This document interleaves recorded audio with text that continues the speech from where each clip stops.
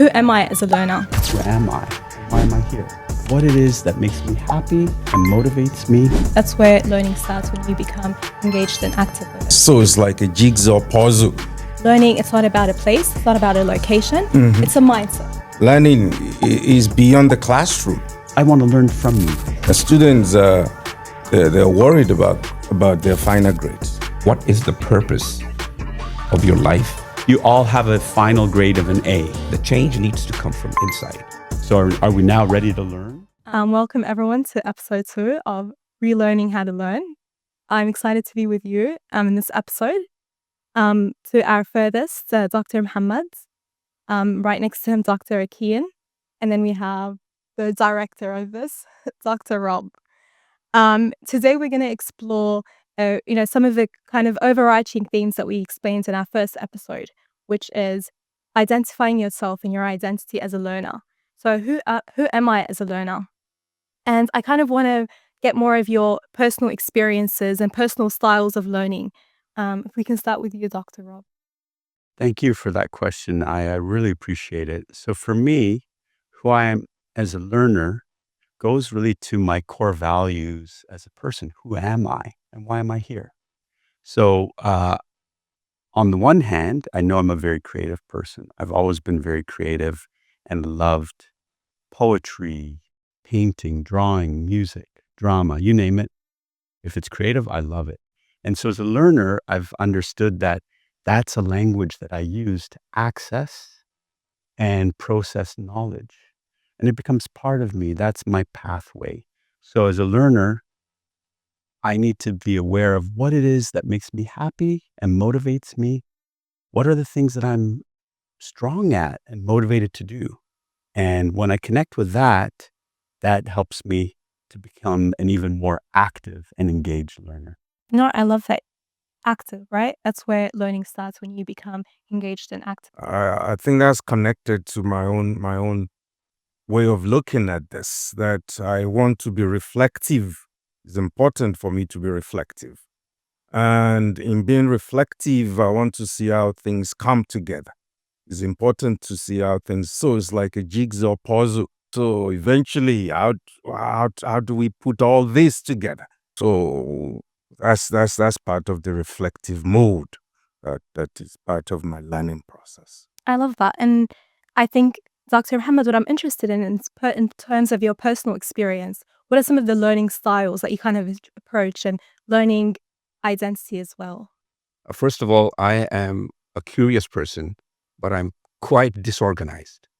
So I'll try to learn a lot of things at one time, and more often than not learn a great deal. But I do like to see myself as quite eclectic. I am aggressively inclined towards spirituality. So I love occult sciences. I love philosophy. I love theology. It's these spiritual sciences, and to some extent, some of the mental sciences, traditional mental sciences, particularly in Confucianism and Hinduism, that I'm really interested in. And so learning happens to me best when I'm in that area. But I also realize that there are areas which I need to update myself on to be meaningful and to be relevant. And that's a struggle. That's a continuing struggle. And I believe learnerization is about that, or at least part of it. Yeah, being relevant, right? And I think we've touched that even on episode 1, relevance. How do you navigate your relevance? And I know I'm focusing a lot on, your journey, but I think a lot of us can also feel relatable to disorganization or being eclectic and wanting to get a lot of information. So how do we navigate relevance in today and within education? Yeah, I mean, that's a great question. I like to put myself where my faith, and I like to be considered a person of faith, where my faith centrally places me. You can call that the worldview. So I like to see everything through my worldview, because that puts everything in perspective for me. Where do I keep the hard sciences? Where do I keep the life sciences? Where do I keep the spiritual sciences? These priorities are largely uh, determined by my personal worldview, my own proclivities, my sensitivities, and my inclinations. So uh, I don't think there is a hard and fast answer to that, because as human beings, we tend to change as well, and we tend to be influenced. So today, I would be considering myself a spiritualist, but I can see that as AI comes in more and more, it's gnawing at my spirituality and perhaps make a new person out of me. Right, because I think you touched on an important point. Every individual is an amalgamation of everyone around them, of the experiences, the events, the cultures, the time, the age, and there's so many factors that influence you. And do you feel like with all these different factors, with all these different areas, do you feel like learners today, they know themselves? Do you feel like your students come in, do they have an idea? Is it okay for them to feel okay not knowing themselves? Dr. Rob, what are your thoughts on that? Well, yeah, I mean, I think that's the biggest challenge when you ask that first question, like, who is a learner? And the issue I've faced is that often my students don't seem to even know that they are learners. They're not even in touch with those fundamental questions. And what happens is they are learning all the time based on their interests. They might be learning through TikTok, YouTube, and other social media. They're learning from friends. They're being influenced by social media influencers.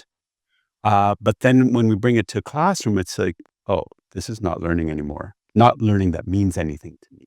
So the relevance that was brought up in our earlier episode and this idea of the curiosity and the eclectic nature of learning, for me, when I'm working with a learner, as in a student as a learner, it's about helping them to ask questions and articulate questions. And it starts sometimes from the outside with me as an instructor, basically breaking that ice and giving them the voice and the space to ask those questions of themselves and of each other. And just now, just as a perfect example, is Dr. Muhammad shared some beautiful points. I'm like, I want to learn from this man. Tell me about the occult sciences, right? Because we've created that space, now I'm engaged. I want to learn from you. Yeah. Yeah, that's very good. And I think that's also a way to connect to this fact that learning is beyond the classroom. You see, and asking questions. These questions can be engendered by things that are beyond the classroom. So we need to understand that this process is not just is not rigid and is not just centered on one space. So it's not just a monolithic space. We can actually get insights, ideas, critical reflections from different areas beyond the classroom. Just to add to what you just said. Absolutely, these are invaluable points, right? Like learning beyond the classroom. And it takes you back to the idea that learning, it's not about a place, it's not about a location, it's a mindset. Mhm. Learning is a mindset. It's a form of communication. It's an active, internalized mindset. And it brings me on to the next question. Setting goals. Setting goals to that learning. I think it seems, is what we're saying, that there needs to be certain goals or milestones in whatever way or form, however way, intangible, tangible, that looks like. And it kind of takes me back to a conversation I had with a friend earlier about the idea of, she was telling me she studied at the UK. She moved back to Doha to do arts and design, changing majors completely. And, she had that one worry because based on her experience of a rigid structure of a university, she had one worry that she would come to Doha and once she's done it, arts and crafts, she was obsessed. Once she's done it, she would not want to do it again. She would feel like it drained her, or she was just worried about that grading mindset. She didn't want to have a grading mindset.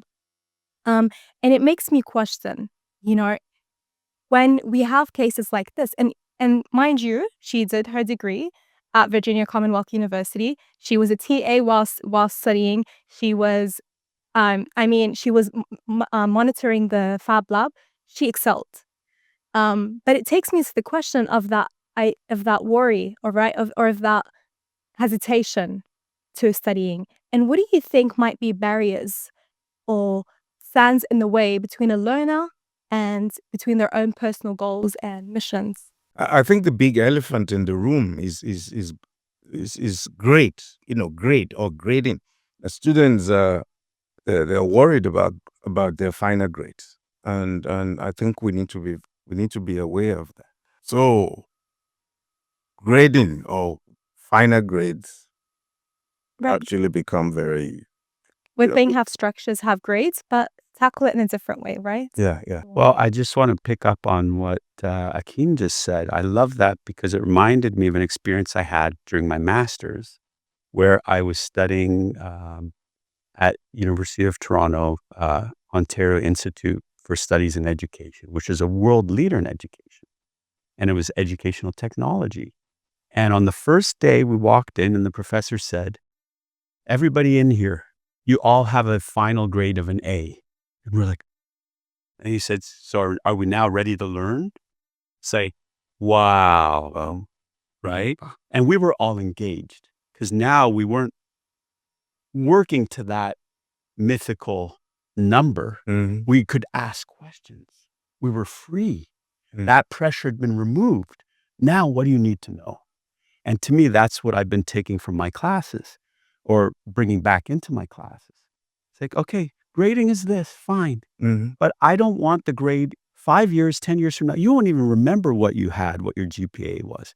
But if something was meaningful today for you, that will follow you through your life. And so for me, part of the goal setting has been to reach into my learners and ask, what do you really care about in life? Legacy. Where do you see yourself 5 years from now, 10 years from now?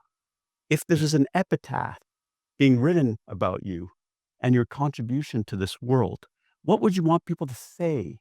Or if you're a person of faith, Mm. what would you want to bring to the next world, to your creator when you come back? What would be the story? What did I do here? And so when I put it in those terms, I find that the students, the learners, tend to get really motivated and clear about what they want and need to achieve. And I think that's going to give them a sense of liberation. It's not just about motivation to be, but that sense of like liberation, like moksha. So it's like I'm free. Yeah, I can be myself. I don't really have to worry about the final grade. So now let's get into the process. Let's learn together, right? Let's do this together. What you have in Nike. Let's do it. Yeah. I love that. So cool. I want to add to that a small clip that I saw several years ago. I saw it was like 15 to 20 years ago, Mm. where a newspaper reporter went to the top university in Pakistan. And that's a university where graduates immediately find places out in the Western world, in the Western universities. And he asked them, what is the purpose of your life? What do you want to do with this learning? And out of the 24, 25 students who were asked this question, 20 had no answer to it. This is endemic. We are just not, as instructors and as a society, perhaps we are not setting those goals right. We're not getting our objectives right. So we need to be really mindful Mm. and of creating that awareness amongst ourselves, and then ensure that awareness trickles down to our students. Otherwise, this is a phenomenon which unfortunately might continue for quite some time to come. No, what a real example. And I think it kind of reminded me of some of my instances where I go to, we're programmed in a way. That's the steps to life. You do A, you go to university, you graduate, and then what happens? You graduate and then everyone's like, "Wait, guys, I'm lost.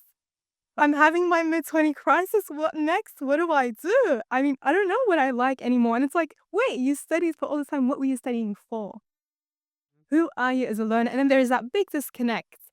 And it kind of ties back to the idea of conditioning, programming, and how I'm not just here to read information and leave. I'm here because I want to learn something, I want to get something out of it, and I want to be a part of the active change. So I want to contribute, but also get information.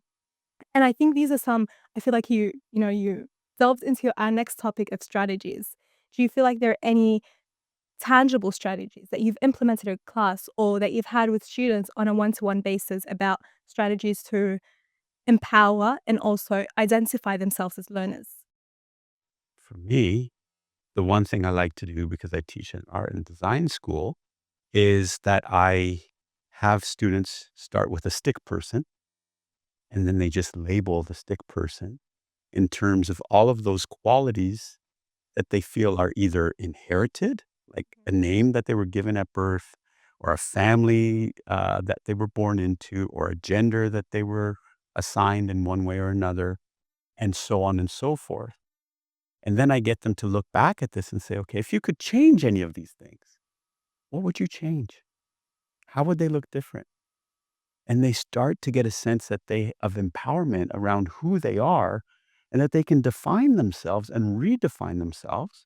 And in that process, the learning in a classroom, and as you'd said, which goes beyond, and we'll be talking about that in a future episode, is about connecting all of those powerful tools and resources, both human, in terms of the people we know, instructors and classmates, but everybody in our circle, to then help us achieve the goals that we have, that you were talking about.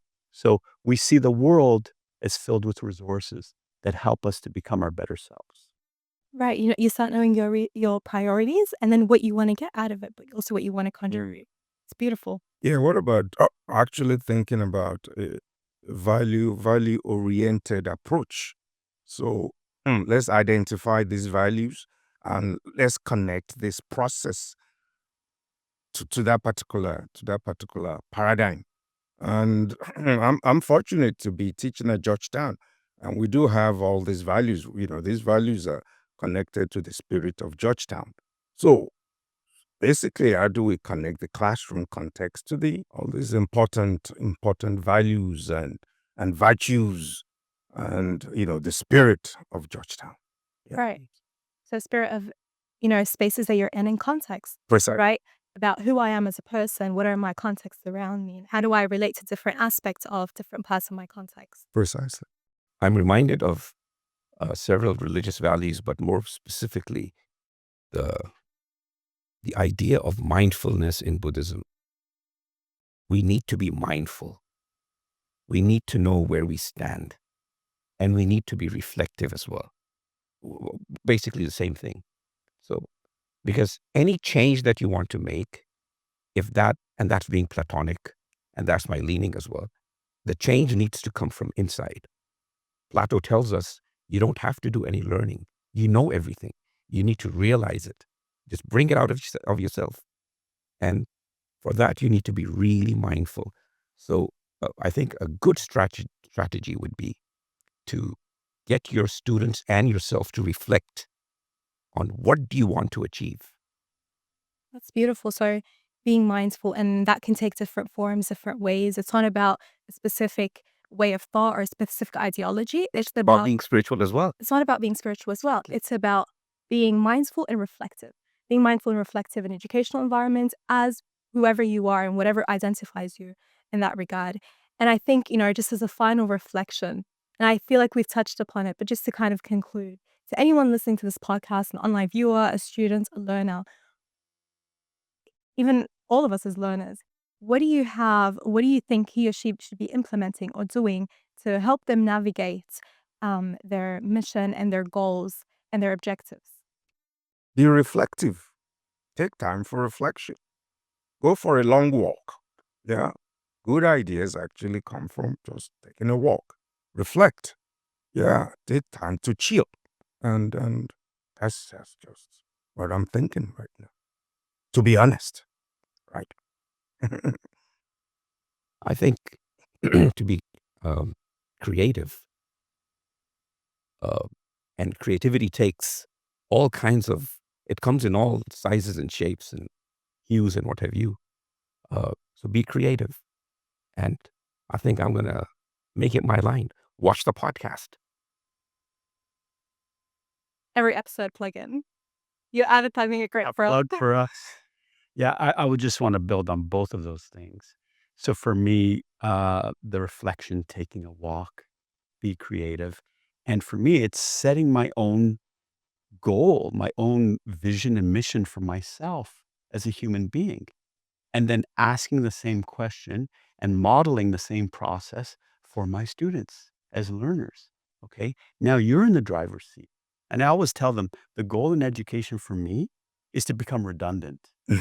I want to be the person that doesn't need to be here because in who knows how many moments or years I won't be here. Then who's, guiding this process? Who's leading this world then? And it's them. So I need them to understand and see their roles as that impactful, that they are the future starting now.